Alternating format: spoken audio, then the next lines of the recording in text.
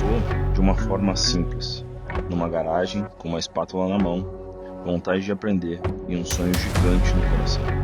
Ali, entre algumas ferramentas improvisadas e os primeiros rolos de vinil, nasceu uma paixão que mudaria a minha vida para sempre.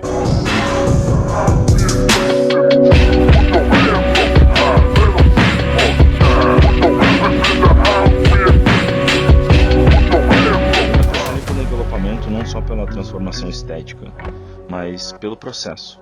Cada detalhe, cada vinco bem feito, cada acabamento perfeito, tudo isso me conquistou. Foram anos de dedicação, noites viradas, erros, muitos erros. Acertos também, muitos acertos. E uma certeza no peito. Eu nasci para viver isso.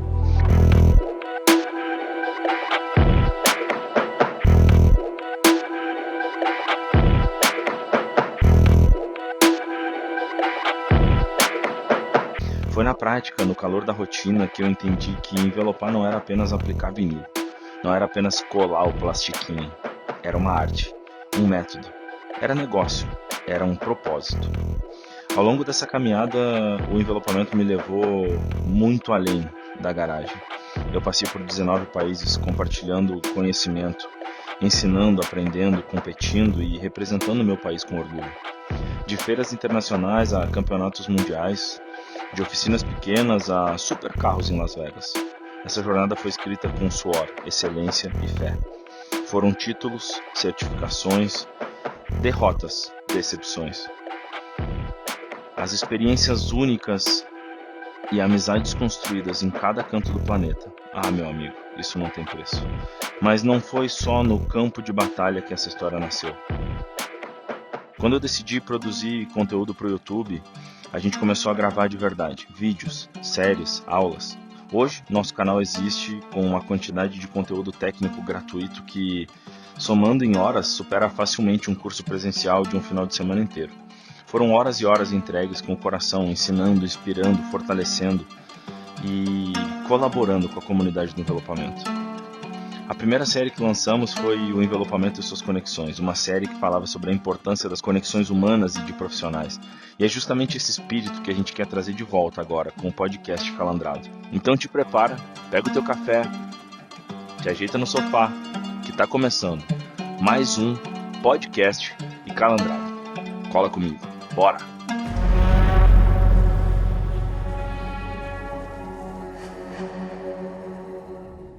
Fala galera, muito bem-vindos a mais um podcast Calandrado, o nosso podcast aqui no meu canal.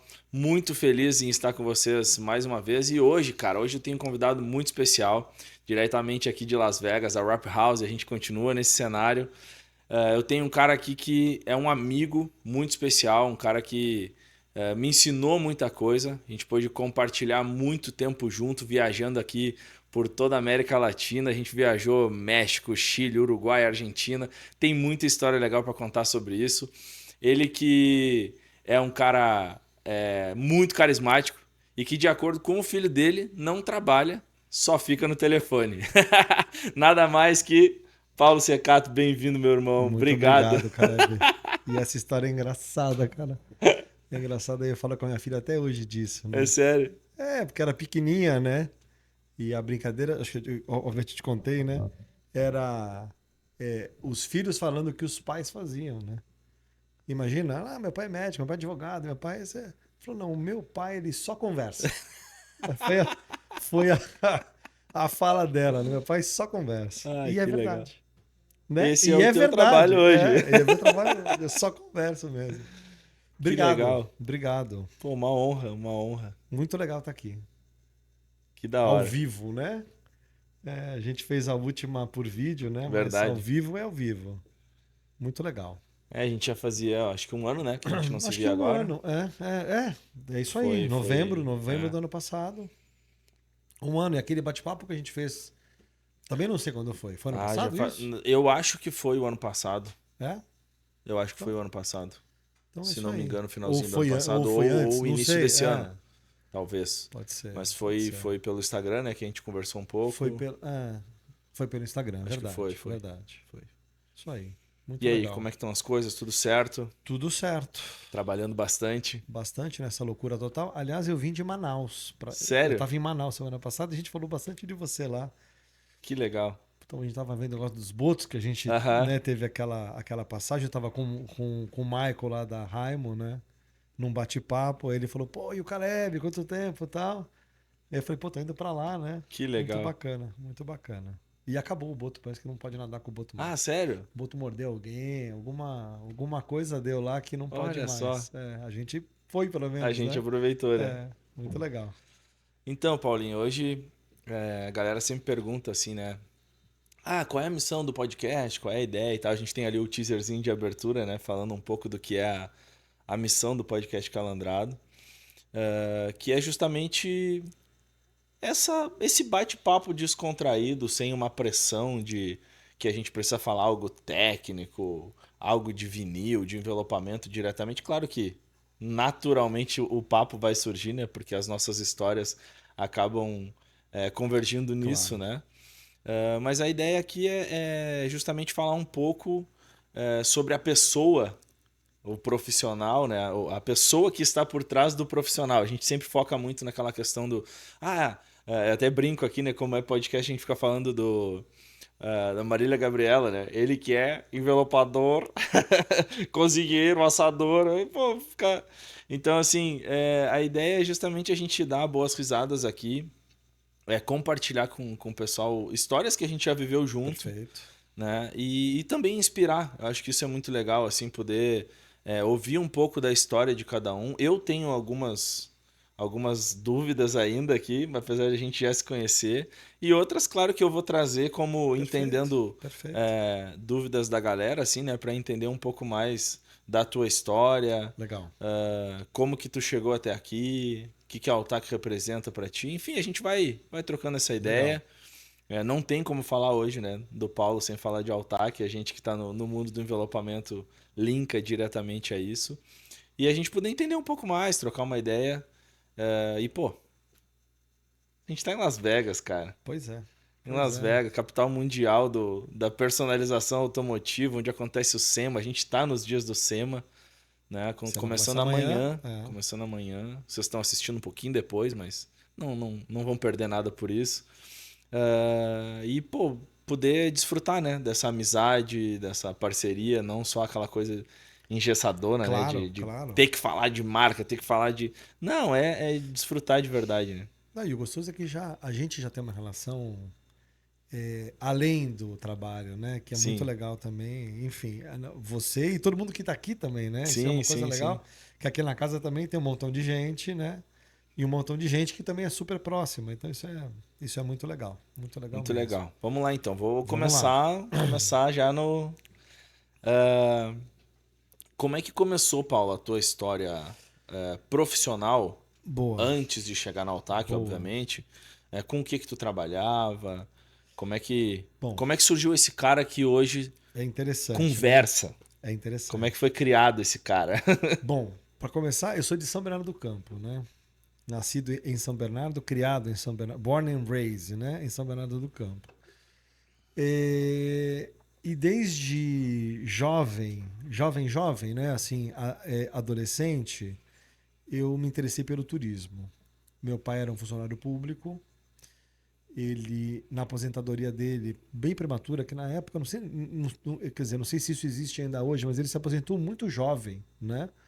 Começou a trabalhar muito jovem também, se aposentou com 40 e poucos O anos. meu pai se aposentou com 46. Em Meu pai, 1996 meu pai ele acho se que igual. aposentou. Acho que igual.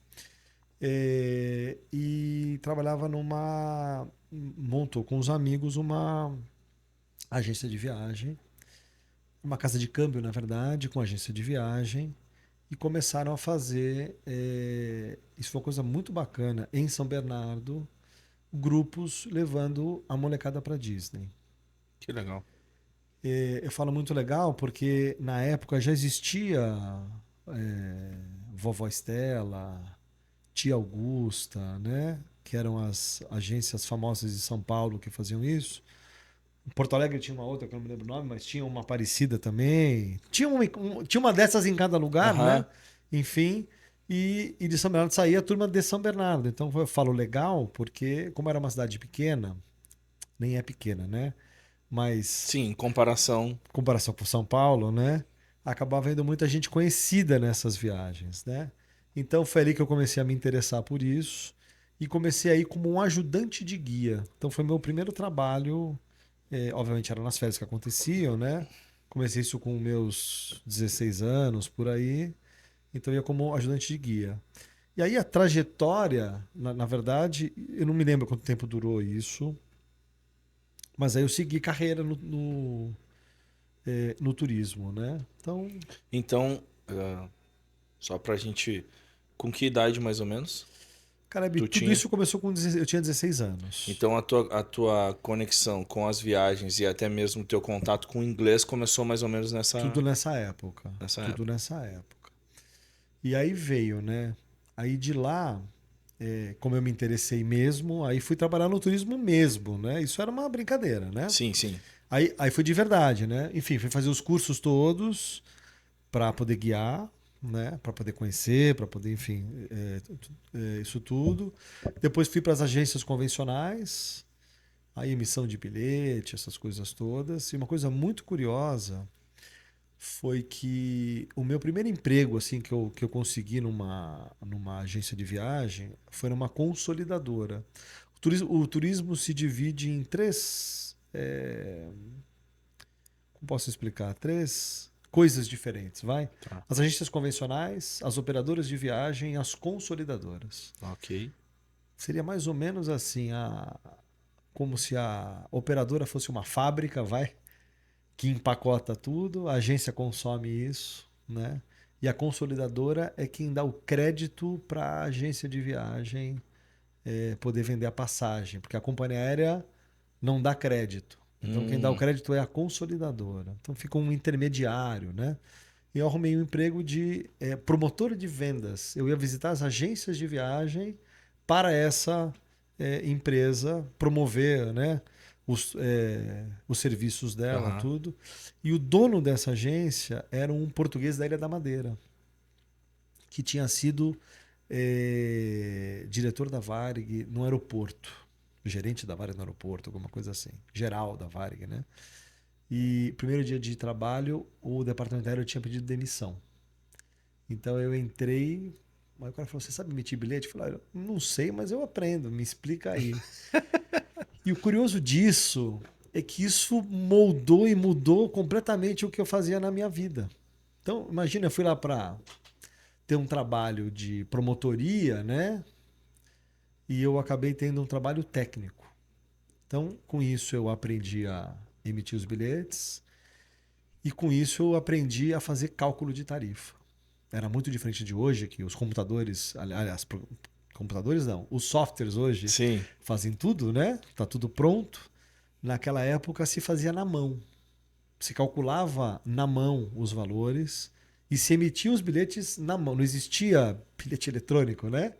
O bilhete era como uma folha de cheque. Não sei se você lembra disso. Você é jovem também. Não, da folha de Talvez cheque você eu não lembro. lembra disso. Não sei se você chegou a viajar com uma Eu, passagem eu assim em fui, folha. eu fui a primeira vez que eu saí do Brasil, eu fui para Portugal em 2000, Ok. tá? De 2000 2000 para 2001. já tinha eletrônico, por exemplo. Mas a minha passagem foi Foi física. Foi Talvez estava numa assim, a gente transição. comprou numa, eu lembro que era Pampasu o nome da agência.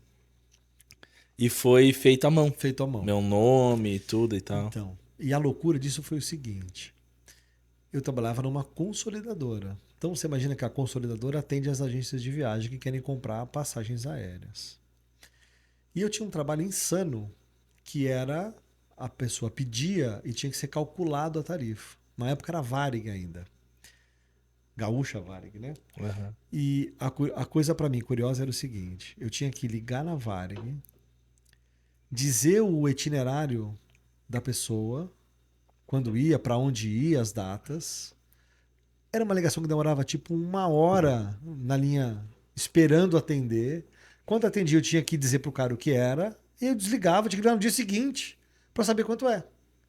Então você imagina que essas pessoas faziam um cálculo o tempo inteiro E você ligava no dia seguinte e disse, olha, eu liguei ontem, quero saber aquilo lá que eu pedi para você quanto é. O cara dizia quanto que era.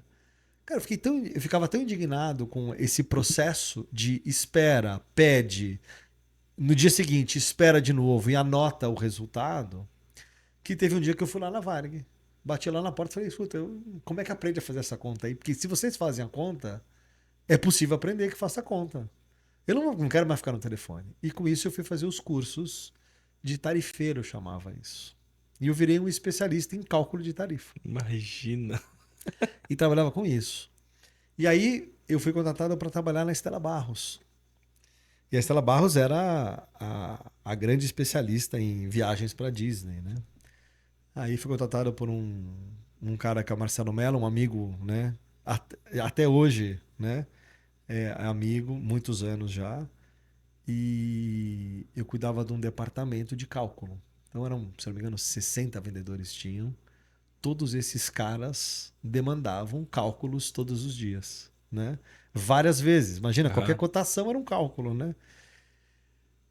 E aí, só que na época não mudava preço, não era como é hoje, que mudava a cada minuto, nada Pois disso. eu ia te perguntar sobre isso, porque imagina que demorava um montão para ter a resposta. Claro. Mas pelo menos não tinha variação. Não tinha variação de preço. Na época... E na época era dolarizado?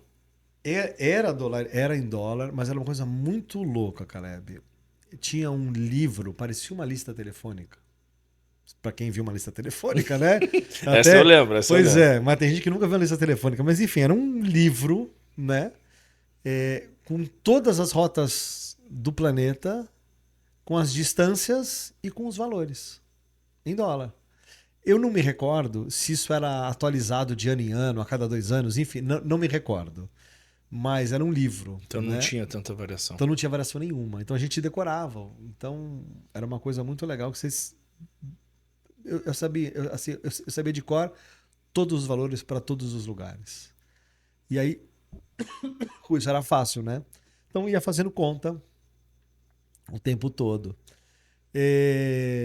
Da Stella Barros eu fui para a Soletur. A Soletur era uma grande operadora do Rio de Janeiro, né? Que operava o mundo todo e tal. Só para você ter uma ideia de ordem de grandeza, a Stella Barros nessa época, estou falando de 94, 95, por aí, tinha uma média de 7 mil passageiros por temporada. E ela era uma empresa de temporada, né? Vendia, o forte dela era a temporada de julho para a Disney. Orlando, Flórida e tal. 7 mil passageiros. A Soletur fazia 7 mil por semana passageiros. Para vários destinos. Mas você vê só a diferença de tamanho de uma empresa para outra, né? Aí fui para a Soletur para fazer a mesma coisa, só que é para um departamento de grupos. E aí lá, um cara que era meu gerente da época, como muitas vezes eu avançava o cálculo, eu tinha aqui no atendimento, às vezes para explicar uma conta, às vezes para... tem uma coisa muito louca que eu aprendi nesse ramo, que era o seguinte: toda vez que eu fazia um cálculo, eu dava um preço, né? Se tinha uma alteração, ou porque o cara queria incluir uma cidade a mais, alguma coisa do tipo, e ficava mais caro, normalmente os vendedores tinham um problema, eu falo que até psicológico, né? Porque ele via um aumento e falava, meu Deus, eu vou perder a venda com esse aumento de preço e tal. Como é que eu faço? Eu não falei, sabiam justificar. Posso ir lá falar com o seu passageiro? Ah, pode. Eu chegava lá e explicava, né? E aí esse cara falou, cara, você tem que ser comercial. Você é melhor falando com o cliente do que fazendo conta. Eu falei, bom, e aí começou a brincadeira do comercial. Foi aí que eu mudei, saí do operacional e fui pro comercial. E nunca mais deixei de estar nessa posição, né? Mas então, assim, hoje, né, que tu trabalha no comercial e tudo, gerindo várias pessoas, né, vários setores, não só do Brasil, mas também América Latina toda. Tu precisou, obviamente, a gente vai chegar lá, mas tu precisou entender um pouco do processo, claro. Total. Né? Porque Total. se tu não entende o processo, tu não vende. E faz toda a diferença. E eu acho que isso, de repente, até é um insight pra galera, né? Porque às vezes eu vejo, por exemplo, aqui nos Estados Unidos, a loja que eu trabalho, já passaram no comercial da loja, desde que eu estou aqui, 5 pessoas. Ok. Vendendo lá. É. Ok. E tu vê que não tem resultado. Que em pouco tempo os caras vão embora. Por quê? Na minha visão. Porque eles não entendem o processo. Eles não sabem quanto tempo leva para fazer um serviço. Então, às vezes, eles vendem, por exemplo, no meu caso, eles, assim, um envelopamento consegue fazer em 4 dias? Depende. Não, mas eu preciso de um número. Eu preciso de um carro. Tu me diz o modelo do carro e o tipo de serviço que tu quer, eu te digo quanto tempo. Não, mas eu queria poder vender sem... Não, então a gente pode sentar, a gente faz uma tabela mais ou menos para tu entender e eu te digo, olha, esse tipo de carro é tanto tempo, esse tipo de carro é tanto tempo, esse tipo de carro é tanto tempo. Mas o que acontece? Se eu mudar o tipo de material, esse tipo de carro já aumenta o tempo. Muda o tempo. É uma loucura, né? Então, mas são várias coisas, na verdade, que hoje eu refletindo, eu vejo o quanto foi importante cada coisa que a gente passa, né? Então, a primeira que eu estava te falando foi o preço caro, o caro para mim, Não é... não necessariamente é caro para outra pessoa, ou barato, enfim. Perfeito. Cada um é cada um, né? Então, eu percebi que muitas vezes Eu não as posso pessoas... vender com o meu bolso, né? Muitas vezes as pessoas têm um medo pensando nelas, o quanto ela pode ou não pode comprar aquilo. Então, a primeira coisa, você tem que tirar isso da tua cabeça. Total. Né? Teu trampo. Não importa se você pode comprar aquilo ou se você não pode comprar aquilo. Não é para você, é para outra pessoa. Então, isso é a primeira coisa. A segunda coisa é que o seu gosto também não importa. Né? O que importa é o gosto do cara. Isso também muda muito, né? Porque às vezes você faz uma coisa pensando em você e acho que a primeira coisa você precisa entender o que a pessoa está buscando, né? Perfeito. Então são duas coisas assim que tem que ter isso claro, né? E a outra coisa que eu aprendi, e a primeira lição foi na Soletur, que para mim foi uma loucura. Eu trabalhava com grupos e teve um dia que eu fiz uma venda para um grupo. Me lembro até que era num voo fretado para Cancún, que a Soletur tinha semanalmente. E eu fiquei super feliz. Imagina, vendi 40 e tantas pessoas, todas juntas. Bacana, né? A primeira ligação que eu recebi foi do dono da Soletur, me dando um esporro que eu tinha vendido um grupo para aquela data. Que era uma data de feriado. E o grupo tem cortesia, o grupo tem preço negociado. E eu não poderia ter vendido, porque era uma data que venderia normalmente, né? Então eu falei, bom, então não é só sobre vendas. Então envolve mais um monte de coisa, né? Então isso é uma loucura, porque quando você fala isso da sua empresa que passou, às vezes, quer dizer, às vezes não, passou 5 caras no tempo curto, não é só entender do processo. Você precisa entender de todo o negócio da empresa. Porque envolve financeiro, são tantas coisas que envolvem numa venda que não é só vender. O vender é o mais fácil. Então eu falo, a venda é uma consequência, na verdade. Ninguém vende. Se você sai para vender, você não vende nada. Perfeito. A venda é uma consequência de um monte de outras coisas que fazem parte disso, né? Então acho que, claro, você tem que conhecer todo o seu processo. Você tem que conhecer a sua empresa também. Se aquilo que você está fazendo é bom ou é ruim. E eu sou daqueles caras de venda que às vezes aconselho o cliente a não comprar. Uhum. Porque eu acho que não cabe pro cara.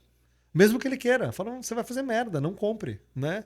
Mas por quê? Não, ou porque é muito pro cara, e quando é muito pro cara ele tem que pagar a conta, né? Então isso pode ser dificultoso, né? O cara querer porque tem uma oportunidade de compra, porque o preço tá bacana, sei lá, tem vários porquês. Sim, sim. Mas às vezes aquele volume não é para aquele cara. Não ainda. Ele tem um caminho para chegar naquilo, né? Porque a venda você tem que vender e o cara tem que te pagar. Sim. Senão não adiantou nada também. Então, né, e você tem que entregar. Então são três passos aí, né? O aperto de mão é só o primeiro. Exato. Então é muito complexo. Então, assim, o que eu acho legal hoje bom, primeiro que eu já estou com 52 também, né? E isso para a vida é bom, né? Sim. Mas o que a gente preza muito na Altac é essa relação, a longevidade da relação cliente-empresa, né? Sim, não é simplesmente porque às vezes... Fazer uma venda. Vendi uma venda... Não, fiz uma venda de 1 milhão. Melhor não vender. É melhor tu fazer 24 de 100 do que uma E aí vem essa pergunta. Esta pergunta é a que eu mais gosto, né? Quem é o melhor cliente? Aquele que faz uma compra uma vez no ano de 1 milhão ou o cara que está todo mês com você comprando 100? Né? Então, Aham. para mim é muito melhor que está todo mês comprando 100. Esse é meu cliente. Claro. Né? O que entra uma vez por ano para comprar, Não, ok. assim, eu acho que, claro, tem vários tipos de negócio também, né? Claro, claro. É o que tu falou sobre entender também todo o processo. E eu falo isso muito pra galera, porque o que eu vejo às vezes é assim, principalmente a gente que produz algum tipo de conteúdo na internet, né? Tem muita gente dono da verdade. Sim. E sabe, eu falo muito sobre isso, eu sou totalmente contra essa parada. Claro que eu tenho a minha verdade, porque eu tenho a minha vivência e a minha experiência. Eu vou ensinar em cima daquilo que eu acredito, em cima daquilo que eu vivi, dos meus erros e dos meus acertos. É natural, né? Então, assim, se pra mim foi muito duro ter funcionário, é natural que o cara diga assim, não, eu te aconselho a não ter funcionário, Claro. porque a minha experiência não foi boa. Mas para quem tem uma empresa com 10, com 15, com 20, com 100, com 300, com 1.000 funcionários, vai dizer, não, tem que ter funcionário, porque se tu quer crescer, tu precisa... Tudo depende da escala que você quer. Então, tudo né? Então, assim, não, mas tu pode trabalhar num sistema mais enxuto e cobrar mais caro. Pode. Pode. Tu pode fazer um serviço, digamos, artesanal ou artístico, cobrar, um exemplo falando de carro, 25 mil para fazer um carro, enquanto a maioria da galera tá cobrando 5. Perfeito. Pode. E tu vai ter uma vida bacana fazendo 1, 2 carros por mês. É uma opção? É. Ou tu pode baixar o teu preço, digamos, do que seria mercado e trabalhar, por exemplo, com 4 mil reais um envelopamento e fazer 20 carros no mês. Ok, são dois sistemas diferentes de Acho que trabalho o que vão chegar, né? O principal ponto, no teu caso, é o quanto você aguenta como pessoa, quanto você faz. Claro. Quanto você faz não é quanto dinheiro você faz, é quantos carros você consegue fazer. Aham. Tem um limitante, que é você. Tem, total. Você é um, né? Você não são dois. Então, eu acho que o que muda é aí, né? Quer dizer, bom, eu posso cobrar mais e fazer menos, fazer um carro por semana e cobrar super caro. Não, vou fazer um carro por dia e vou cobrar, ok, é uma opção. De vida. Quero isso pra mim ou não quero isso pra mim? Exato. Ou não, vou contratar 10 caras, Exato. não vou mais pôr a mão na massa, vou ensinar esses caras aqui como é que faz, Vou fazer 30 carros vou no mês. gerenciando e faço uma porrada. Então tudo é o quanto você quer trabalhar, Exato, na verdade. exato. Né? E aí, E em que também, né? Porque tu, por quê? exemplo, gerenciar 10 pessoas, falando de uma empresa Como de a rap, gente. por exemplo, é trabalho, né? Claro que Porque é trabalho. são 10 pessoas trabalhando, são 10 pessoas que precisam de trabalho. E pessoas. São 10 pessoas, eu volto a falar pessoas. Eu acho que o grande, Né? qualquer cargo gerencial que você pode imaginar, para mim, o grande problema são as pessoas. Que o mais Eu difícil acho de gerir são as Acho que pessoas. é a grande solução e o grande problema. Não, né? eu falo Não, sim, mas... o que demanda o trampo são as pessoas, porque o trabalho mesmo é normal, né? Sim. Tá lá, tem que fazer aquilo lá, ponto. Mas o que gera muita conversa, muita discussão, são as pessoas, que aí cada uma tem seus problemas, Maneira tem suas como tu fala, de qualidades. repente, pra mim, é Pra um ok, vai bem, pra pro outro vai outro- mal. Essa é a parte mais Pô, o cara difícil. é grosso, aí o outro diz, pô, ele é da hora, né? Ele é bem direto. Exatamente. Aí é uma loucura. Isso é uma loucura. É literalmente pessoal, assim, é muito louco isso, né? Então, muitas vezes a gente troca essa ideia na fábrica bastante, né? A gente se pega, passa, por exemplo, tem dia que passa, você fala, pô, não fiz nada hoje. Nada Sim. é do trabalho, fico administrando pessoas o tempo todo e isso faz parte, não tem como, Sim, né? sim. Que é o que você falou, isso também é a solução da empresa. Exato. Você ter boas pessoas trabalhando, né, é onde você vai embora. Então, mas é uma loucura. É uma loucura. Sim, entender isso tudo, né? Entender Eu tenho a as sensação pessoas. de que as pessoas estão cada vez. Eu ia falar Mais mais difíceis. doentes. Eu não Não, sei se a mas- palavra é essa, mas está cada vez mais difícil essas Porque relações. assim, né? É muito louco, mas as pessoas estão doentes da alma, né? Então, assim, Muito hoje tudo que envolve mídia, que envolve televisão, cinema, tudo te induz a isso. Não é só assim, a galera do mimimi ou não sei o quê. Não, existe doença sentimental, existe depressão, Total. existe tristeza. Claro que existe, precisa ser tratado. Inclusive, eu falo muito, a gente vai trazer aqui, inclusive, um médico. Acredito que daqui a uns 2 ou 3 episódios, tá? Eu vou trazer aqui o Dr. Samuel, que é um cara especialista em neurociência e tal. Psicoterapeuta, alguma coisa assim. E ele teve um burnout. Ah, Então vai poder falar um pouco também da história dele, assim, muito bacana. Porque eu quero também trazer esse tema com a galera aqui, entende? Porque eu viajando, né, do jeito que a gente viajou e viaja, hoje eu tô já, graças a Deus, há 1 ano e pouquinho sem viajar, assim, muito tempo fora, né? Mas a gente consegue perceber como, falando nós como envelopadores, como os empresários, essa galera toda, tá doente. Muito total. doente. Muito vício. A gente agora, antes de começar há pouco, a gente estava falando um pouco sobre isso, né? Então, assim, muito vício, álcool, cigarro, sem contar outras drogas, né? Mais Sim, pesadas. sim.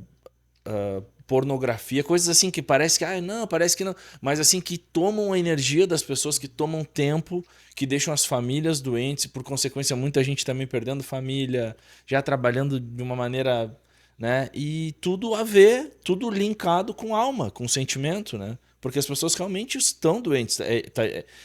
Tá cada vez mais complicado gerir as pessoas, gerenciar as pessoas, gerenciar o que tu fala, o que as pessoas ouvem, o que elas entendem. Então, assim, tá.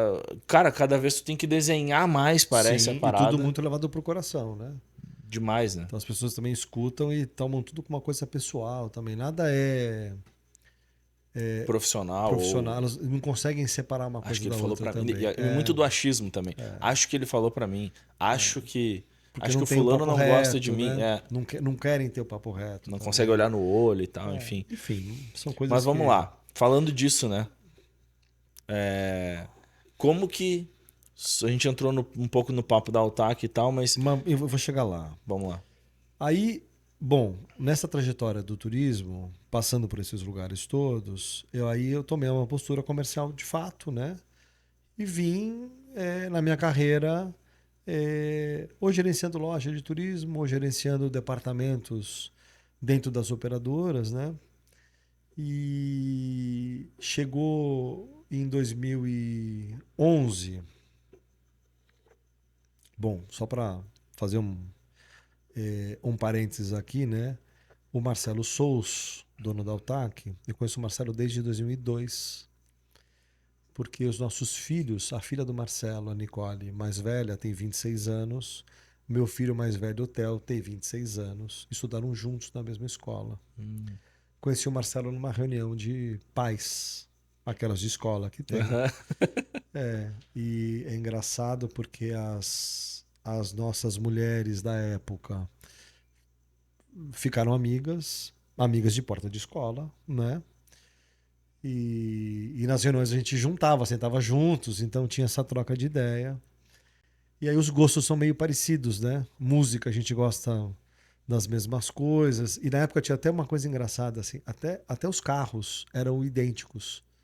Os nossos carros, os carros das mulheres, era tudo igual. A mesma cor, o mesmo modelo, era tudo Ah, igual. que da hora. Então era muita coincidência, assim, né? Então a gente tinha um convívio, começou na escola, as crianças pegaram uma amizade também forte, então final de semana a gente estava juntos, viajava juntos, às vezes final de ano, enfim, tudo isso. Então ficou uma amizade de família mesmo. E a gente convive até hoje, né? Porque é uma coisa muito louca. As crianças menos, porque obviamente já são todos adultos, né? Mas quando encontra é uma relação Sim, de, sim. de sempre, Aham. né? Assim que é bem legal. E aí quando chegou lá em 2011, eu fui na, na Feira Extreme, que por um acaso estava acontecendo no primeiro Cambé. E fui porque o Marcelo estava trabalhando e eu fui com as crianças, as minhas e as dele. Ah, que legal. Fui à feira, né? Passei, peguei todo mundo, fomos na feira, demos uma olhada e fui embora. Quando chegou no ano seguinte, eu já estava de saco cheio do turismo, querendo fazer alguma coisa diferente. Fui almoçar com o Marcelo e o Marcelo na época falou no almoço, né? Tava eu reclamando que não queria mais trabalhar com turismo e ele contando que tinha comprado um galpão. Por um acaso, o galpão que ele tinha comprado é onde a Altac está hoje. Mas isso tudo era álcool, né? Aham. Vamos só para Sim, todo mundo parênteses entender, importante. né? A fábrica era Plásticos Álcool. O Marcelo trabalhava na Plásticos Álcool desde 2002, se eu não me engano é isso. A Plásticos Álcool tinha um departamento que fabricava vinil adesivo, o setor, desculpa, o produto que se fabricava chamava Altac. E aí, eu contando que queria parar e ele contando que comprou um galpão, no meio do almoço eu falei, ô, me contrata, pô. Já que você tá comprando um galpão, me contrata pra trabalhar nessa empresa aí. Ele falou, você sabe que eu sempre quis, mas nunca tive coragem de te convidar? Eu falei, então agora é agora, né? Bom, foi uma conversa assim, Informal. um pouco informal e meio sem querer. Uma semana depois, veio o convite oficial, né? Fui trabalhar na Plásticos Álcool. Isso foi uma coisa também muito louca e muito legal, né? Porque eu fiquei na Plásticos Álcool, eu acho que uns 3 meses, Caleb, sem uma função específica. Tu era quase que o amigo do Marcelo que tá trabalhando aqui. Mas para mim foi fundamental, porque eu consegui nesses 3 meses andar pela fábrica inteira e entender os processos. Nada curioso.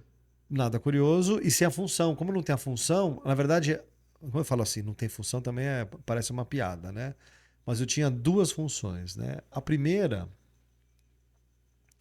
no meu primeiro dia, o pai do Marcelo falou assim, Paulo, a gente está numa obra que é do Galpão Novo, que é onde está aqui hoje. Sim. Você toca a obra para mim? Eu falei, ok, toco. Então, eu tinha uma função, que era todo dia de manhã, passava na obra. E aí tava lá a turma que estava trabalhando, os pedreiros, empreiteiros e tudo. Então, eu acompanhei o projeto todo, que não sabia o que ia ser, né? Tinha uma dúvida que empresa, quais dos setores da Plásticos Álcool queria para esse galpão. Então foi legal porque eu acompanhei toda a obra, todo o processo, né? E o projeto foi mudando, porque uma hora ia a turma do Alfredo lá que faz a... Como chama, Simão? Para quem não sabe, o Simão tá atrás das câmeras. Como é que chama o setor do Alfredo, que eu nunca lembro? Das mantas lá? Tecelagem. E uma época é tecelagem, outra época ia o Paulo com o rígido, outra hora ia o Marcelo com o Altac. Então teve várias mudanças de projeto, né? Foi umas 6 vezes, acho. E com isso muda projeto de elétrica, muda tudo. Eu acompanhei isso tudo, que foi muito legal para mim entender. Imagina, eu não Sim, sabia o que era ali uma tu entende indústria. literalmente E eu não sabia o que era uma tudo indústria. Eu agora. vinha de outro lugar, né? Então isso para mim foi muito bom. E dentro da Plásticos Álcool, entendendo cada setor, cada coisa, o que fazia, o que não fazia, que raio se fazia, né? Aham. Nesse negócio todo. E o segundo trabalho lá dentro é que aconteceu o Cambéa. O segundo Cambéa, 2012.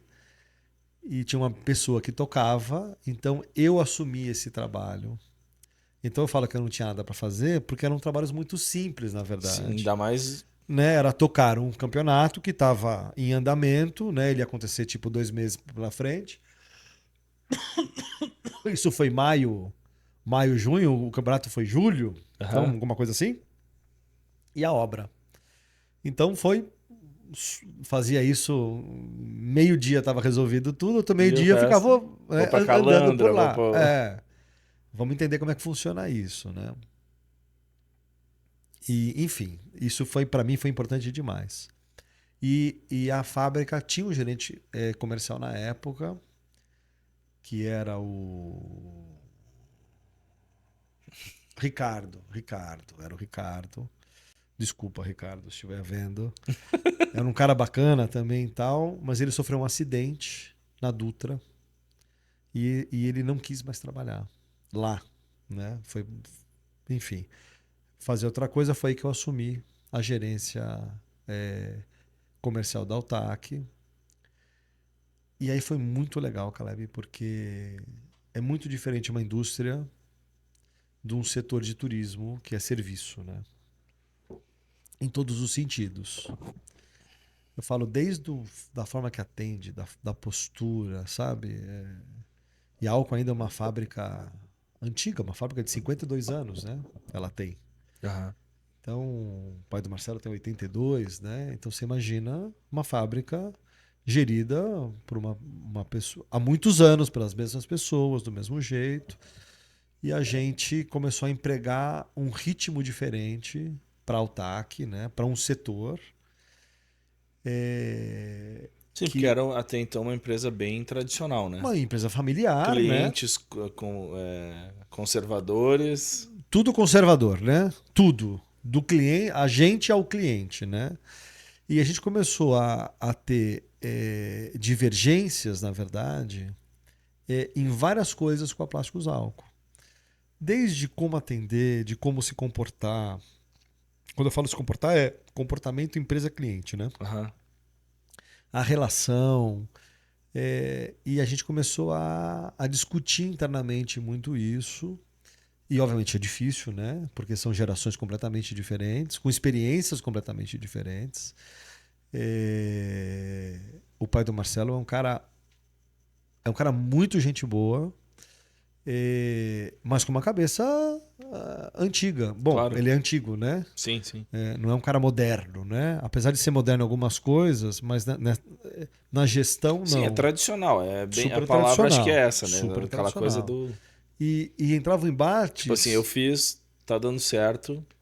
Exatamente não tem isso. porque a E tinha gente... embates simples, assim, do tipo, né? Fazer propaganda para quê se eu nunca fiz propaganda, por exemplo? Por que eu tenho que fazer uma propaganda que vocês estão querendo fazer se eu nunca fiz e tudo bem? Né? Até agora tudo bem. Por que você quer fazer uma feira se eu nunca fiz e tudo bem? Então, quer dizer, eram coisas desse tipo, né? Que foram... a gente achava necessidade de fazer. Não que ele não tinha feito feira, mas não tinha essa importância, sabe? Sim, sim. Não é isso que faz o meu negócio andar, né? E um parênteses em relação a isso, feira, e até um pouco da identidade da Altac, né? Que a Altac ela é uma identidade rock and roll, assim, né? Total. Isso tu acha que, por exemplo, essa questão de aparecer do show, falando de feiras e tal, vem por causa dessa identidade que também linka com o Marcelo, por causa da música e tal? Eu acho que a resposta para isso é que a gente é o mais natural possível. Porque a coisa do rock está na essência da gente. Não é uma coisa criada para o Altac, né? Não é que a gente criou um tipo, um estilo, né? A gente é aquilo ali. Então, o que eu falo é que tudo que vocês, ou a forma que vocês olham pra gente hoje, são coisas que aconteceram naturalmente, né? São coisas super naturais. O Marcelo é um empresário hoje, mas ele vem da música, né? É músico, né? Tocou desde os 16 anos de idade, com banda, com tudo isso. Então a identidade rock tem tudo a ver com o Marcelo, né? Sim. Aí o cara que é o desenhista de tudo, que é o Outro Alê, guitarrista é a mesma monstro. coisa. É um guitarrista, né? É um cara também do rock. Então, quando você vai vendo, olhando, você olha pra gente, nada é inventado. É a nossa essência. Então a gente conseguiu, na verdade, fazer um negócio que a gente gosta. Ponto. Se né? divertir enquanto Por faz um acaso, tem a cara do rock. Mas podia ter a cara do samba, se a gente fosse sambista, Sim, sei lá. sim. Mas a gente não é. Então a empresa tem toda essa identidade visual que ela tem hoje. E, obviamente, aí entra o show quando tem uma festa, essas coisas todas, tudo tem a ver com isso, né? Porque é o que a gente gosta. Não, e assim, até o próprio... eu vou acabar falando isso muito com o Marcelo, né? Sobre isso. Mas como tu também tá intimamente ligado ao Cambé, né? Quando eu falo de show, não falo só de show musical como tem pra gente. Não, entendo. Mas assim, o show tudo, por exemplo, né? o que se transformou o Cambé, que é um verdadeiro show. Né? O Marcelo fez o podcast comigo na semana passada no canal da Altac, né? Falando sobre o Cambé Star Wars, Cambé Sim. Fórmula 1. Cara, né? O que foi aquilo, assim, né? Como que surgem essas ideias malucas? O que vocês fazem? O que vocês bebem? Como legal, é que funciona essa parada, sabe? Assim, porque é uma veia artística de toda a galera que trabalha, que está envolvido para trazer isso para a indústria. Porque é isso que eu tô falando. Indústria, a gente pensa no tradicional. Mas eu acho que cada um tem uma contribuição nisso tudo, né? Porque isso é uma coisa legal também. Nós somos poucos. A Altac é uma fábrica pequena, né? Somos 150 funcionários, né? O escritório tem 30 pessoas. Então, quer dizer, 120 é da fábrica mesmo. Fábrica, chão de fábrica, 30 escritório. Os nossos gostos são muito parecidos. Então, essa turma que gerencia, ou que está envolvida com os desenhos, ou que tá, é uma turma que gosta das mesmas coisas. Cultura geek, Star Wars, rock, a gente gosta das mesmas coisas, né? Então, pô, tá que faz post no 4 de maio, pô. Por Star Wars, porque a gente gosta daquela porra. Aham. Então é engraçado, porque é uma coisa nossa, né? A Altac faz post pro dia do rock, né? Então eu tô dizendo isso porque todas essas ideias vêm de bate-papos assim, e confesso, não é que a gente marca reunião, não. É conversa de pé tomando um cafezinho. Vem Eu essas sei. ideias malucas aí, Pô, vamos fazer, você viu tal coisa, vamos fazer. E sai. E é assim que sai. Então, assim, por muitos e muitos anos, o Marcelo e o Alê eram os dois caras que sentavam e criavam a arte, a roupagem que vai receber o campeonato, né? Bom, e as coisas da fábrica também. A gente agrega nas maluquices. Então, normalmente A essa ideia tá pronta e começa... Não, eu digo assim. O tema vem de uma conversa dessas que não tem pé nem cabeça, né? Então, e normalmente é o que tá rolando. Gosta de cereja? Não, obrigado. Isso me deixou acelerado esse troço aí. Quer uma água? Não, obrigado. Então, assim, a ideia do tema vem numa conversa dessas. Tá. Depois, normalmente, começa Marcelo e Alessandro a trocarem referências para aquela ideia, né? Se é Fórmula 1 ou se é Star Wars, teve um ano que foi o Mad Max. Rock and Roll. Mas sempre tá ligado Rock and Roll foi animal no também, momento, né? entende? Aquele cubo O gigante. Mad Max tinha acabado de rolar o filme lá, esqueci Sim, o nome sim. dele agora, esqueci o nome, enfim. Então foi muito tematizado em cima do... Foi feeling, né? Era o que estava em alta naquele momento. O Star Wars estava fazendo não sei quantos anos naquela época também que a gente fez o 10, né?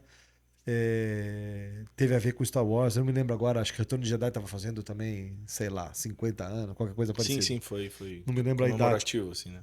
Comemorativo. Então sempre vem algo puxado assim, né? O do rock é a mesma coisa. Eu não me lembro o que era do rock na época que a gente fez, mas... já sei. O Jaque estava trabalhando com a gente, o Jaque Farrer, que é um puta músico também, né? Trabalhava com a gente na época. O Jaque tem um Hot Rod, que é o mesmo carro do ZZ Top. Aham. E aí saiu a ideia. Então eu falo, sempre uma bobagem puxa outra bobagem, sabe? E aí cria essas coisas, essas temáticas Eu todas. falo muito isso, né? Hoje, inclusive, eu estava conversando com o Edu sobre isso. Que toda boa ideia, ela surge de uma ideia bosta. Sempre. De uma Porque, conversa assim, qualquer. É aquela coisa, tu solta a ideia... E se a gente fizesse tal coisa? Que foi, por exemplo, isso. falando da série que a gente gravou agora, né? O ano passado foi isso, num churrasco assim, como a gente tá aqui, trocando ideia. A gente conversou sobre isso, e ele falou, e se a gente envelopasse um carro aqui em Vegas? Eu falei, mas a gente teria que gravar, né? Já a minha cabeça mas a gente teria que gravar, quem sabe e tal. Aí, tá Surgiu aí. ali. E Tá aí aí. depois a gente desenrolou Porque a sempre ideia. tem um maluco que vai cutucando até sair, né? Foi exato. o Erci, no caso. No né? caso, exato. E todas as coisas que aconteceram, eu posso dizer que foram coisas que partiram de conversas bestas assim, né? Aham. A homologação da profissão, por exemplo, do envelopador, saiu no final de tarde numa conversa dessas, malucas. Estava eu, Marcelo e Lael batendo papo, falando de trabalho, e obviamente depois fala bobagem, né? E aí o Lael me lança, a gente podia ver como é que é, né? Pra homologar a profissão. Vamos ver. Aí Google pra cá, Google pra lá, né? Aí tá aqui. Tem que mandar um e-mail. Eu falei, Lael, você acha que alguém Do Ministério do Trabalho. vai ler um e-mail? Você tem certeza? Ué, mas tá dizendo aqui que tem que mandar um e-mail. Eu falei, manda. Aí eu fui lá, eu redigi o e-mail. Na hora, assim, parou, redigi o e-mail. Mandei. Pô, ninguém vai ler. Eu falei pra ele, ninguém vai ler isso aí. Um ano depois, toca o telefone. Eu atendi o telefone. Aqui é do Ministério do Trabalho. É tipo Do CLB. Eu falei, a gente leu o e-mail que vocês mandaram, eu comecei a dar risada. Eu comecei a rir com a mulher no telefone, comecei a dar risada. Eu falei, não acredito, vocês leram o e-mail mesmo? Eu falei, nós lemos e já está avançado. Queria uma dica agora. Quero falar com alguns aplicadores, concorrentes de vocês para saber e tal, mas, pô, parece que vai dar certo. E foi isso mesmo. E foi isso. Eu recebi também a ligação. Muito louco. E aí a mulher falou, olha, aqui é do Ministério do Trabalho. A primeira coisa que eu pensei, não. Alguém entrou com alguma coisa. Eu já fiquei bravo. Pô, e pagar tudo certinho. Aí ela assim, e eu quero saber mais sobre a profissão envelopador, aplicador de vinil. Eu não sei como vocês chamam aí e tal. Cara, eles chamaram um ano depois, eles já estavam com tudo estruturado. Já sabiam o tamanho do setor. Já tinham ideia de tudo, só queriam confirmar. Então, pra você ver que legal, né? Então, falar que tudo assim, a loucura pra mim é que essas conversas malucas, que a gente acha que é maluco, mas não é, né? Sim. Tem um sentido e a gente encontra, né? E eu acho que tudo na vida, as coisas mais importantes, foram feitas dessa mesma forma. Tudo. Acho que nada os caras sentam muito sério pra fazer, sabe? Sentam pra fazer, não dá certo. Então sempre é um papo, é alguém que entra com uma ideia, alguém que fala uma bobagem, você vai juntando e as coisas vão saindo, né? Então, o CLB foi assim que saiu.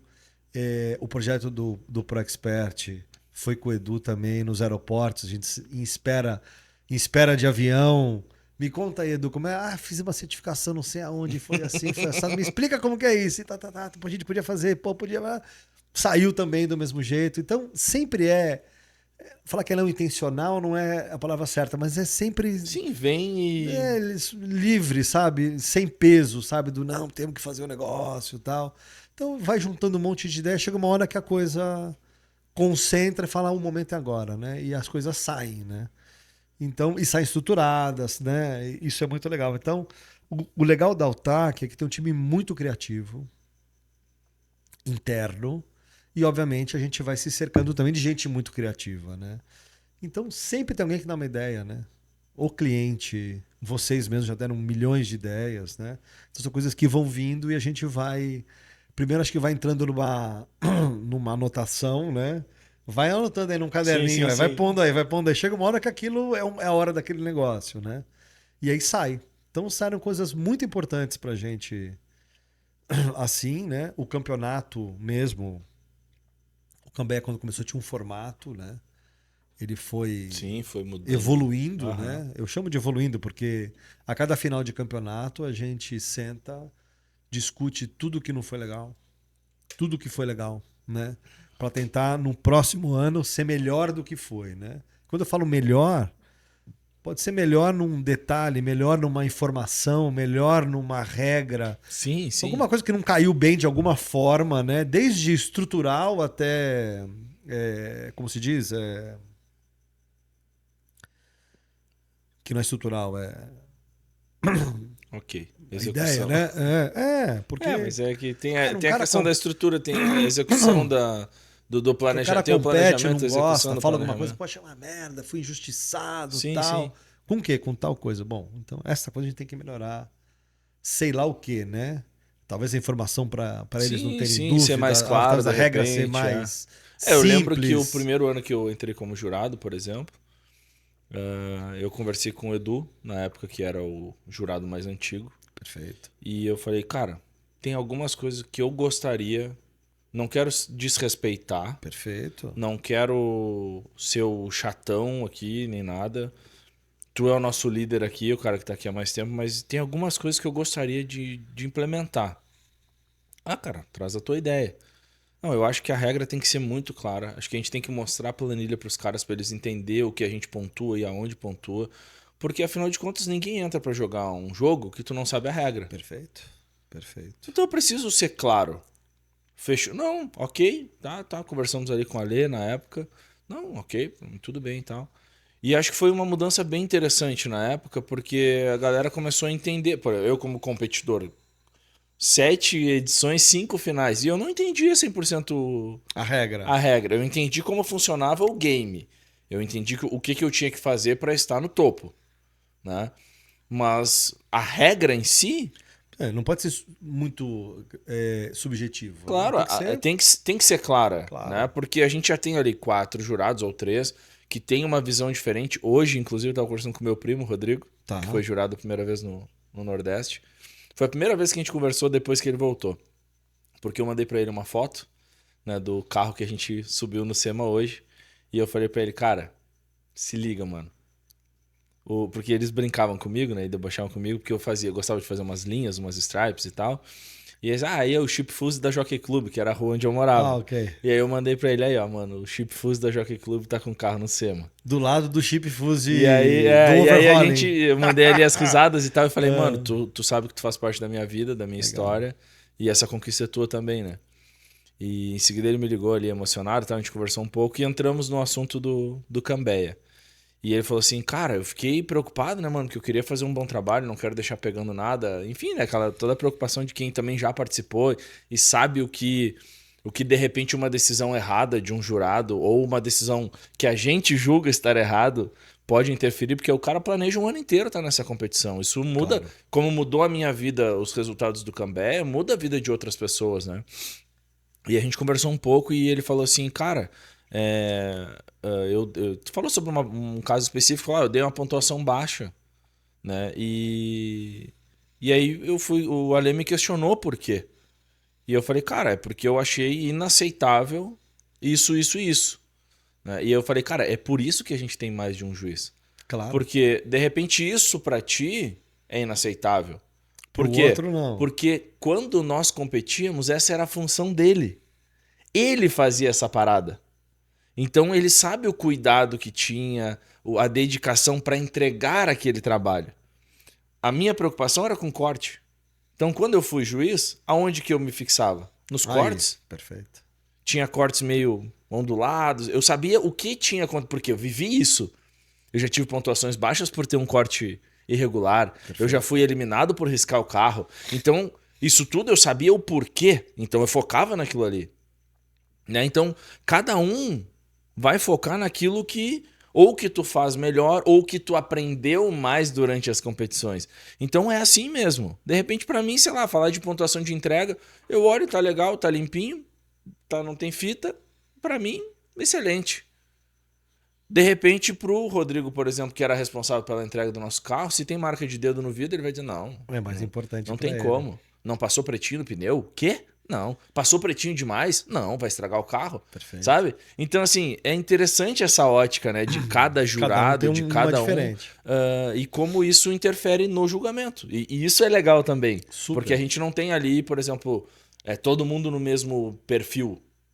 Né? Não são todos iguais. Eu enxergo diferente do Edu, e que enxerga diferente do Vini, diferente do Thiago, diferente do Rodrigo, diferente do Tim Evans, diferente do Rafa Munhoz. São mercados diferentes. Claro. Né? Tu pegar, tipo, a Mireia, que veio da Europa, por exemplo, era uma mentalidade, por exemplo, para questão técnica. Essa era dura. Para questão técnica, porque o europeu é muito técnico.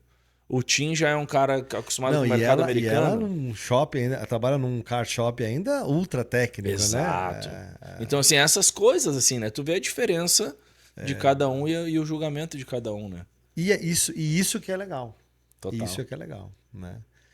E outra coisa, é uma coisa que a gente também fala, o juiz é o cara, meu. Se ele falar que Sim. Não tem que contestar nada disso, né? Apesar da gente questionar, obviamente internamente, né? Eu falo a gente, mas quem faz essa função muito é o Alê. Quando o ponto destoa demais, ou alto demais, ou baixo demais, ele fala, amigão, você não errou, não? Tipo, não, eu já vivi isso com ele, por exemplo. Você não errou, não? É. Pô, por quê? Porque o ponto não, assim, às vezes é assim, ó. Eu já vivi isso, por exemplo. Às vezes é um erro mesmo, o cara errou, sei lá. Chegou pra mim e falou assim, irmão, eu tenho... Por exemplo, chegou no meu celular. Caleb, vem aqui na salinha que eu preciso conversar contigo. Beleza, cheguei lá. Por que essa nota aqui? se os outros 3 jurados... Um exemplo, tá? Por que tu Perfeito. colocou 190 se a média da galera aqui ficou na casa dos 160, Ah, você deu alto, no caso. né? Por exemplo. Cara, vamos lá, vamos olhar.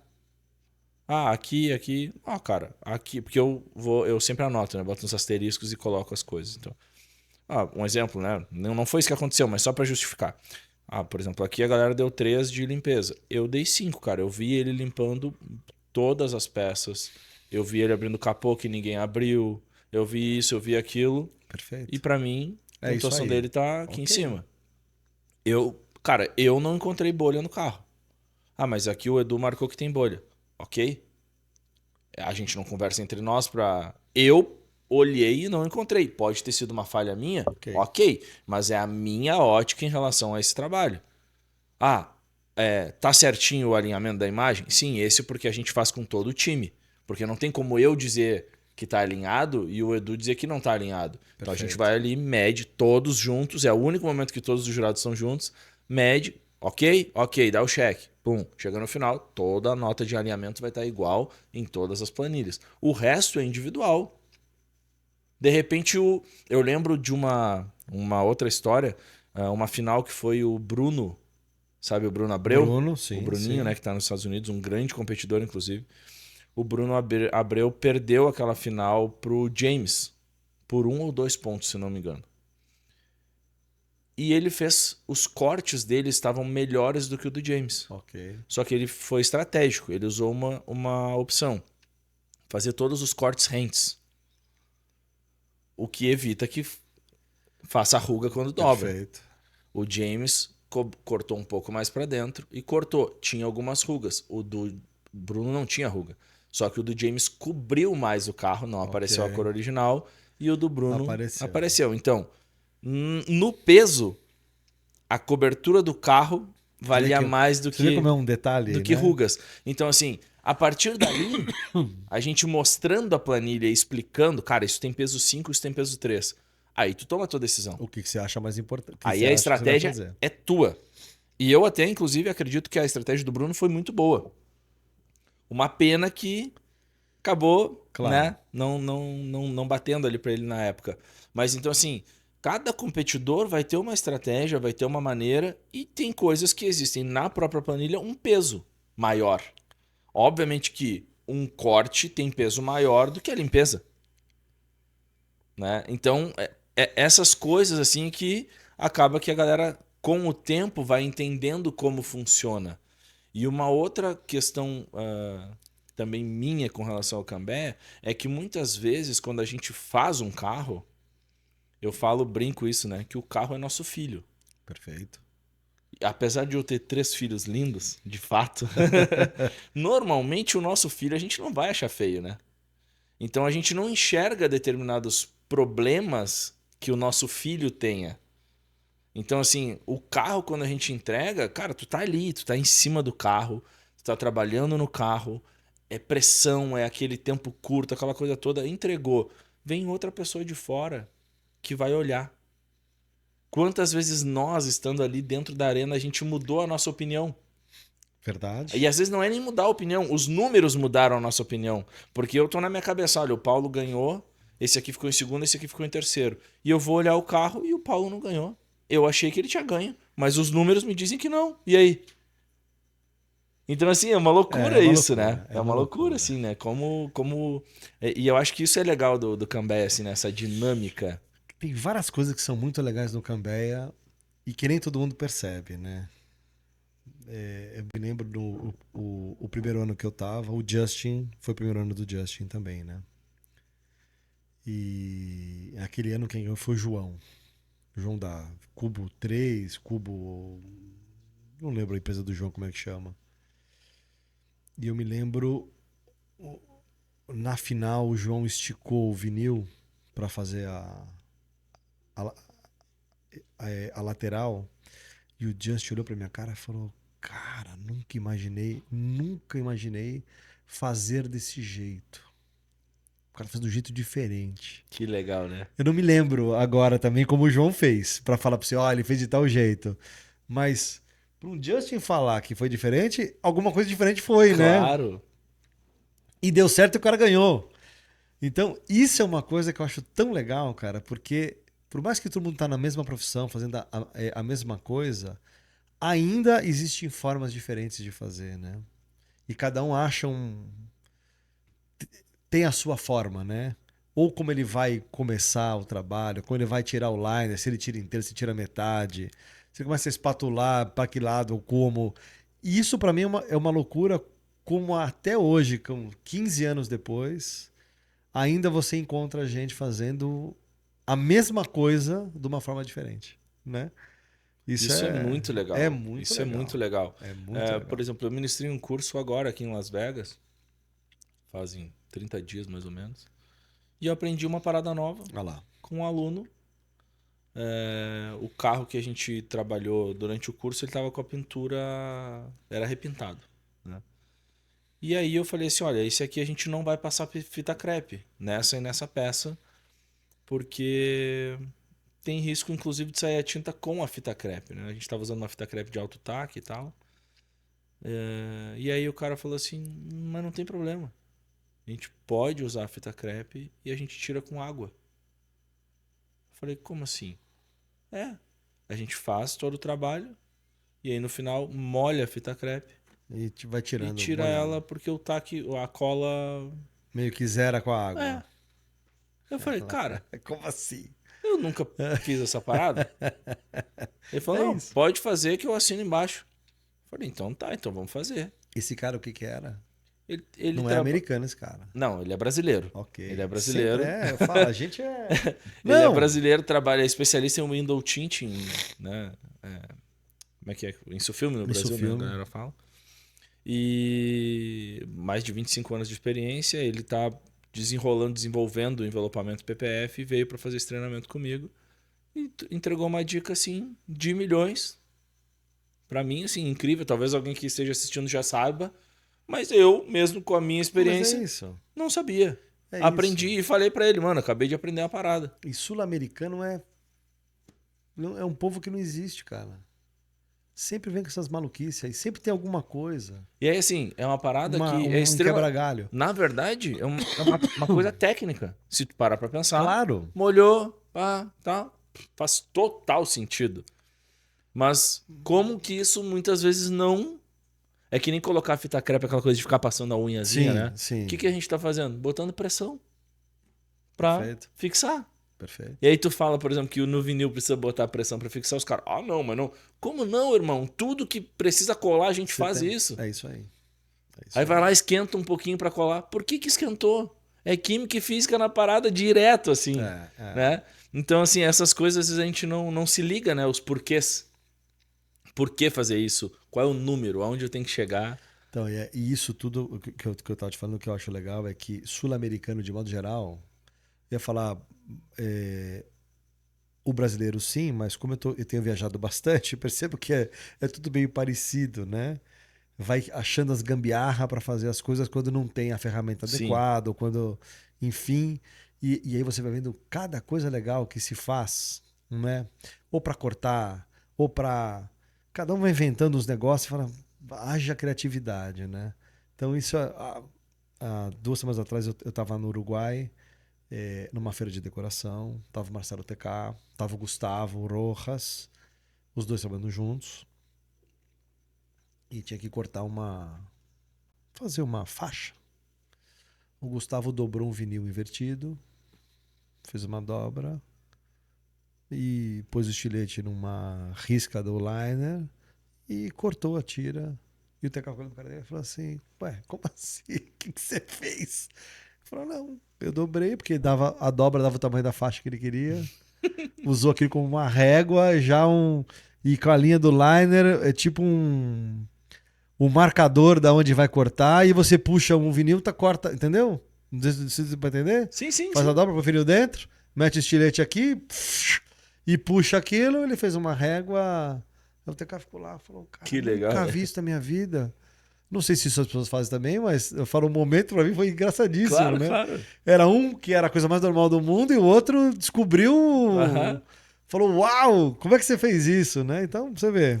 Eu lembro de uma vez, por exemplo, eu fui aqui nos Estados Unidos já, eu fui fazer um carro numa loja e era assim, eu tinha que fazer umas faixas de um Mustang. E eram só faixas largas, então levei o meu, como é que chama? O nível, levei o nível, Ok. coloquei lá, passei as crepes, comecei a passar anáfras e tal, fui aplicando tudo. E de repente o dono do negócio chegou e falou assim: agora eu quero 2 faixinhas fininhas na lateral. E eu não tinha régua, porque eu tava fazendo tudo freehand. Com a anáfras cortar uma tira fina é ruim. E eu fiquei assim, cara, e agora? Como é que eu vou cortar essa parada? Vou ter que dar um jeito, desenvolver uma régua, alguma coisa, enfim. Aí eu liguei pro James. Falei assim, James, mano, seguinte, eu tô com um BOzinho assim, assim, assim. Que tu me... Com a tua experiência em stripes, né, em faixinhas e comunicação visual, o que tu me diz? Ele falou, tu não tem uma caixa de estilete aí? Tenho. Então, bota uma lâmina de cada lado e tu, não importa se tu cortar torto ou não, tu vai ter uma faixa no mesmo diâmetro do início ao fim. Pronto. Aí eu falei, cara, é verdade. O alemão, o Lucasfilm faz algumas stripes assim. Assim, olha lá. E aí, tipo, eu falei, cara, olha só. É isso. Aí fui lá, 2 lâminas, uma de cada lado da caixinha, As cortei as dicas. faixinhas todas igual. Então, assim, é louco assim, Isso né? aí tem um Como... monte. Um monte de Claro! coisas desse Aham. tipo, né? Isso é As muito. adaptações técnicas. É muito legal. Coisa que americano não tem de jeito nenhum, cara. Ele é Não. incapaz O de cara vai comprar a pensar. ferramenta. Vai comprar ferramenta. Tem que vai. Acho que isso é o grande É negócio, verdade. né? E viajando você vai vendo. Bom, dando aula, imagino que a Total. cada aula você deve aprender um montão de coisa com um maluco desses aí que precisa improvisar alguma coisa, né? Então isso é muito legal. Pra gente entrar na última parte, né? O papo tá bem legal. Tu, na minha vida, tá intimamente ligado à América Latina, né? Eu já falei isso algumas vezes. Aproveitando que a gente tá hoje aqui, né? Ao vivão. Sim. Eu quero saber do teu lado como é que surgiu essa parada do convite para eu, por exemplo, ir ministrar um curso pela Então Altac deixa eu México. vou voltar um pouco para trás, então. Tá. Com essa história do comercial da Altac, é uma coisa que o Marcelo fez uma época que era, primeiro, a gente ter uma coisa de visitar todos os clientes. Então eu passei, não sei dizer quantos anos, mas hoje eu não posso dizer mais isso, mas eu conheci todos os clientes da Altac, eu fui na loja do cara. Você pensar em Brasil, é um montão de lugar e um montão de coisa. Eu falo não mais hoje porque já tem clientes novos e eu não viajo com a mesma frequência que eu viajava antes. E é muito louco falar isso, hein? Porque eu, por exemplo, tô numa, acho que na 5ª semana consecutiva de viagem, sem ir para casa não, mas ficando em casa um dia, né? E mesmo assim não consigo visitar todo mundo. Esse trabalho de visitar o cliente, conhecer o cliente, saber como é a loja do cara, conhecer o cara, o que o cara precisa e tudo isso, foi dando pra gente uma bagagem e uma proximidade com o cliente muito forte. E quando a gente começou a expandir para a América Latina, a gente seguiu o mesmo preceito, né? Então, se a gente vai abrir um cliente, a gente está junto dele, né? Quando eu falo conhecer o cliente, não é só conhecer o cliente, mas estar presente no dia a dia do cliente para a gente ir Entender aquilo que a gente falou lá no início, né? De entender o business entender também. aquilo melhor, né? E aí um parêntese só também disso, com o turismo, isso me ensinou a dar muito mais prazer nessas viagens, né? Porque e o Brasil é uma loucura o que ele é diferente, né? Bom, você sabe bem. Sim, sim. Você vai no sul, você vai no norte do Brasil, são 2 países completamente diferentes, culturas, comidas, todas as coisas. Isso é a parte que mais me empolga. Quando eu vou viajar, é saber que eu vou ter a oportunidade de ter essa troca cultural com o meu cliente, né? Que acho que a coisa mais magnífica que tem na vida, acho que é isso, né? Essa troca cultural, a troca de ideias, as diferenças culturais, a comida, enfim, todas essas coisas. E aí, obviamente, fazendo essas viagens todas, dentro do cliente, e quando a gente começou na América Latina, as viagens, as conversas, e lembra que a gente sempre está envolvido com os treinamentos, a língua, por mais que é parecido, ela é um limitante, né? Pode pôr para tradutor, pode fazer o que você quiser. Não é igual você ter alguém falando na língua do cara. Então, e a gente tentou várias vezes com vários instaladores diferentes também, né? Bom, só do instalador para o outro muda tudo, né? Um instrutor para outro. Total. Muda o jeito que o cara explica, muda o jeito, né? Tem gente que entende o jeito de um, tem gente que entende do jeito do outro. E é muito louco, porque os caras estão falando a mesma coisa, mas às vezes só o jeito, pode ser o jeito da fala, pode ser o gestual, pode ser a forma que está mostrando, muda, né? E muda o entendimento também. E quando eu convidei você, o primeiro convite para fora foi o México? Foi o México. Para fora foi o México. Direto, né? foi o México. Para fora foi o México. Quando eu convidei você, envolvia duas coisas, né? Primeiro, a sua trajetória no Cambé, que era um cara que, enfim, estava sempre disputando as finais, né? Depois a gente teve uma trajetória no Brasil. O primeiro trabalho foi no México ou não foi? Você não fez, Não, fez eu acho que algo de Brasil? Eu fiz alguma coisa de workshop, eu acho, mas não foi... Porque assim, eu já tinha participado como jurado do Cambé. Ok. Não me lembro agora. Como disso. jurado do Cambé, sim. Enfim. Porque, assim, eu sempre busco... Eu falo mas Altac também, enfim, a gente tá tudo ligado nisso tudo, né? Sim, sim. Porque você tem, às vezes, bons instaladores, mas eles não sabem explicar aquilo que eles fazem. Eu sempre notei em você, e o Edu também tem essa característica, que são caras que, além de serem bons instaladores, vocês sabem explicar o que vocês estão fazendo, né? E quando você tem a instrução, você precisa disso. Um cara que saiba fazer isso bem. E quando eu soube que você falava espanhol, e nem era bom quanto é hoje, né? Verdade. Pela proximidade de onde você é, né? De Rio Grande, que é perto do Uruguai. Que tem vamos dizer assim, o uso da fala de língua espanhola mais próximo, né? Falei, bom, é uma oportunidade da gente fazer um trabalho.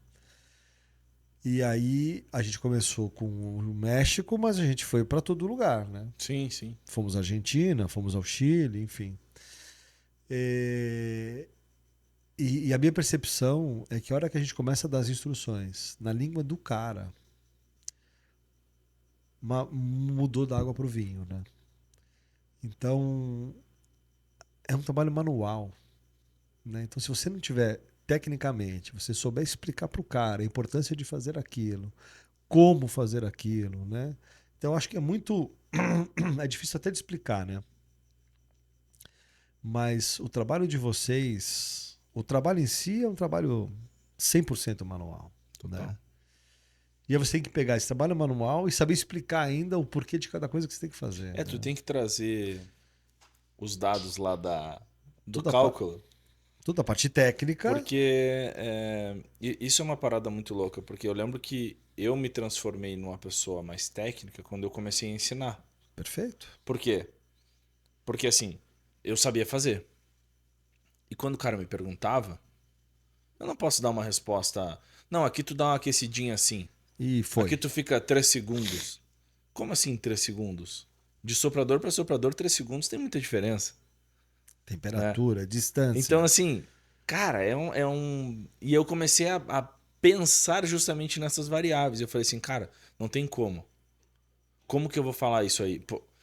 Por exemplo, no Rio Grande do Sul, Argentina, Uruguai, Chile, 3 segundos no inverno... É uma temperatura. É uma coisa. Eu falar 3 segundos para quem tá no Norte e Nordeste é outra temperatura. Coisa. Total. Aliás, lá, se bobear, nem o soprador ele precisa.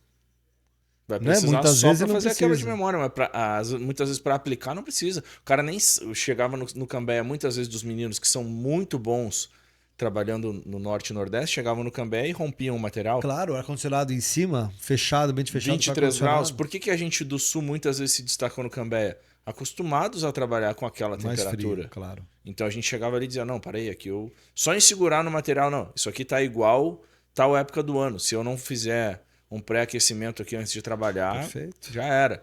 Então, claro, a gente acabou se transformando em instaladores mais técnicos. Muito parecido com a galera da Europa. Mas você vê, porque você tinha necessidade. Claro, né? necessidade. Onde você mora, obrigou você a entender melhor para poder trabalhar. Exato. No Nordeste, como a temperatura é muito alta, ele não precisa de tanta técnica para trabalhar, né?